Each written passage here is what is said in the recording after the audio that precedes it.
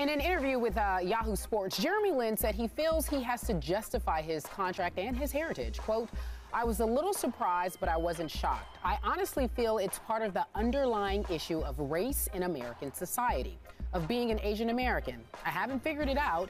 I haven't wrapped my head around it, but it's something I'm thinking about.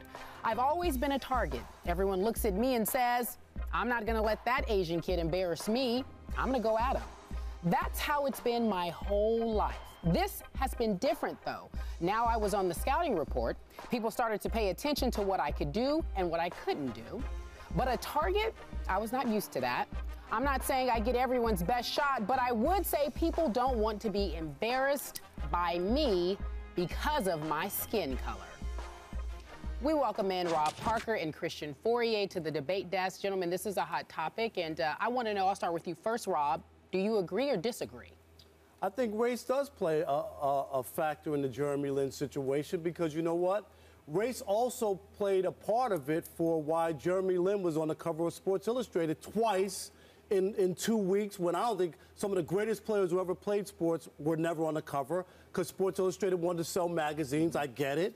It's also the reason people looked at him as such an unusual story and why a kid from Harvard, an Asian kid, all of a sudden became this sensation because people looked at him and said, wow, this is unbelievable. I seriously doubt that if there was an undrafted black kid from Harvard who did the same exact thing, would have never been on Sports Illustrated's cover twice. It just wouldn't have happened. I'm with you. And this whole deal and contract, and Jeremy Lin has to understand, as an undrafted guy, for him to get that kind of money, $25 million after just playing 64 games in the NBA and 35 last year, people are going to come at you and question why you got paid the money that you got paid. He's not the only one. I'm going to give you two quick names.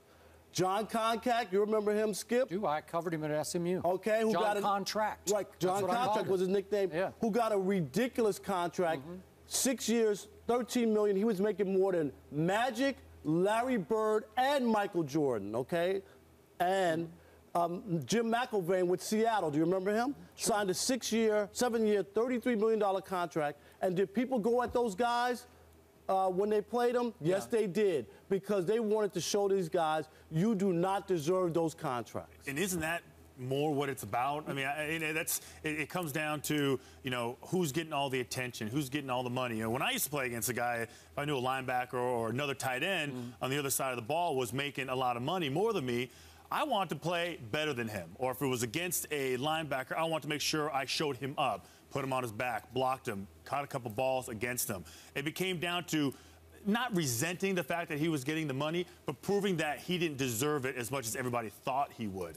You know, the race issue always comes up to it, and this had more of a Tim Tebow smell to it a lot last year when it was kind of coming around because it was getting a lot of attention. But you got to admit that he did get a lot of attention because he was Asian. I do believe that.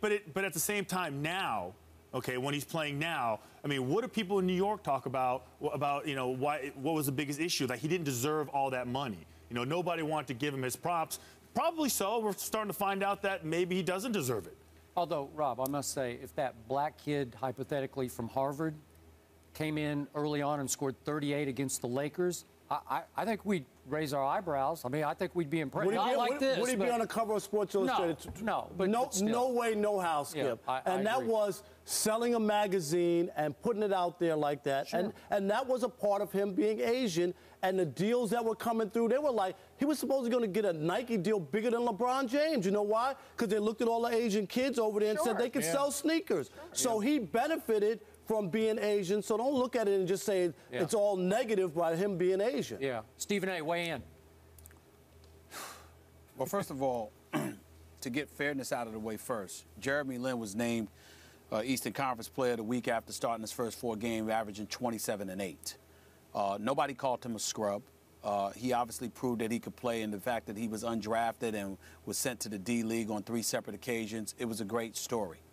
But at the same time, again, as Christian brought up in terms of being Tebow-like, as Rob brought up accurately, I might add, by bringing up Sports Illustrated and what have you, it speaks to a different, a bigger issue, rather, that's underlying. And people need to understand that when we say race, we're not talking racism all the time. Okay? Sometimes when you talk about race, you're just talking about the dichotomy that exists in terms of treatment from one folk to another, the level of fairness or lack thereof. One of the reasons why, Skip, you and I have been friends for years is because I've always found you to be incredibly fair. Rob Parker is not just a friend, but a mentor and a big brother to me from years. Rob has known me since I was in college. Rob mentored me because I was in college. What was one of the first things you taught me, Rob? We talked about fairness and how, as African Americans, we can expect very little of that. One of my best friends in the world lives out here in California. He's the one that coined the phrase, fair is a place where they judge pigs. It doesn't exist. Why? Because it's something that we have to anticipate and we have to expect. So when you're talking about a Tim Tebow, or in this case, a Jeremy Lin, it's not so much about their exploits or the things that they accomplish. It's about the level of treatment they receive because of it in comparison to what those coming from the African American community have received. And that's what all of this comes to. We can go, let's say, for example, when we talk about the greatness of Magic Johnson to Larry Bird, and let me get a little deep here. When you talk about Magic Johnson and Larry Bird, yes, there's a couple. Magic Johnson was great and ultimately won a national championship at Michigan State, being Larry Bird's Indiana State team. But if you remember, the NBA was on tape delay. Well, what happens? You had a situation where, because the NBA was on tape delay, you had the guy, Larry Bird, and you juxtaposed that to Magic Johnson, and you were able to sell the combo. And it also helped that Magic Johnson, you know, oozed with just enthusiasm and always had this perpetual smile and all of these things. He made people comfortable. And that was considered foreign, coming from a black athlete, to a lot of people in America. Skip, you can speak to that significantly better than me. So I'm saying to you that when you look to today's world and you see a Jeremy Lin, and you see a Tim Tebow, and you compare that to athletes who have had, not in one case whether it's a marginal skill or it's, you know, achieving something for 35 games or whatever the case may be, and being so celebrated. The reason why race comes into play is because when Jeremy Lin steps out onto that court, you have guys who believe that they're just as good, if not better than him, that look at it and say, well, if I accomplished what he accomplished, but I did it over such a short period of time, would I have been celebrated like this? The answer to that is absolutely positively not. So because of that, it builds resentment. And then you get people coming at you to expose you, but not really it's about you. It's really about exposing the system that they believe contributes to keeping them down and not allowing them the level of notoriety that has been accorded to somebody else of a different ethnicity. And that's where the volatility comes into play, and it's inescapable, and it's always around. We try to ignore it and bypass it, but it's never going to work until people acknowledge that some folks are treated differently than others. Well said. Back to Jeremy Lin, let me say that every time someone brings up race on this show, in an athletic context, Jeremy Lin in this context, if he believes in his heart there is some racial bias against him, that it is, to quote him, an underlying issue that he can't quite wrap his mind around, I respect that. If he believes it, that's fine. God bless. Now, can we make the case that being Asian was as much of a plus as a minus to him? Yes, we can. And now let me make the case as sort of the token white guy on this group. No, that's not true. Yeah, I'm like, what are you talking about? Christian's here. I'm kidding, Christian. Okay, let's go back. Sides. Stephen A., help me out on this. What's the NBA now? What do we call it? 75% black or what? 75 to 78%. It was approximately 78% last year. 78%. They're saying it's about 75% now. Okay, I can make the case that there have been a lot of American-born white guys in the NBA who experienced the same thing that Jeremy Lin is now experiencing. When he said that, people are saying, I'm not going to let that Asian kid embarrass me. Well, you don't think they say that about a lot of white kids? You don't think that Jimmer Fredette felt that syndrome in his rookie year in Sacramento when he was, the face of college basketball? And all of a sudden, everybody's expecting him as a first-round pick to light it up? I didn't, but I'm sure that a lot of the black players said, oh, not on my watch. You know, if he's my guy, I'm sorry. Adam Morrison. Hey, Adam Morrison. We've seen it. So it operates.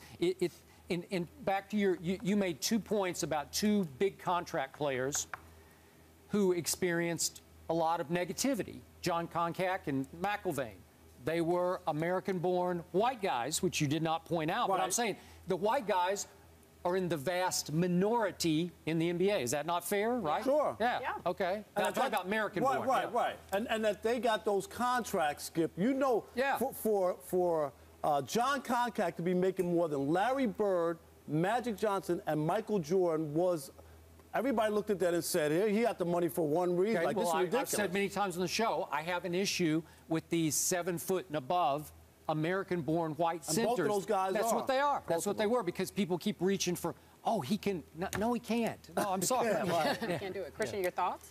No, I think it's great. I think, as Stephen A. said, it kind of really broke it down as far as the position that most people take. You know, I was telling him a story about how when I grew up in L.A., I used to drive down to Venice Beach because I knew that's where the best basketball players were. Okay. So I would try and say, listen, if I'm going to judge myself based on how good I can be, I want to get on the #1 court in Venice Beach. I never made it there. I always stayed at #2. That's why I played football. But it was still one of those things where I knew that if I could get into that area, that I could say I belonged.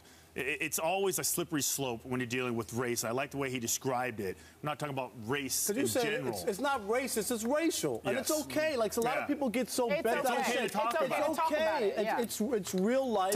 It is what we talk about. The bottom line is this, guys, and this is where white America really needs to recognize nobody's wrong here.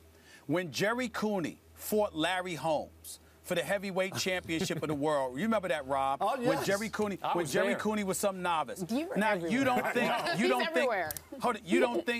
think black folks wanted Larry Holmes to win, and a lot of white folks wanted Jerry Cooney to win. Hey, I wanted Larry Holmes to win. I'm not saying everybody. Hold on. I'm not saying everybody. I'm simply saying, if you were white and you wanted Jerry Cooney to win, and you were black but you wanted Larry Holmes to win, so what? Let's get it on. The bigger point was that they were in an arena where it was a fair fight and where the best man wins. And as long as you have your people that you're rooting for, but it's fair, it's fine. It's when the playing field is perceived as being unfair, that's where you have a problem.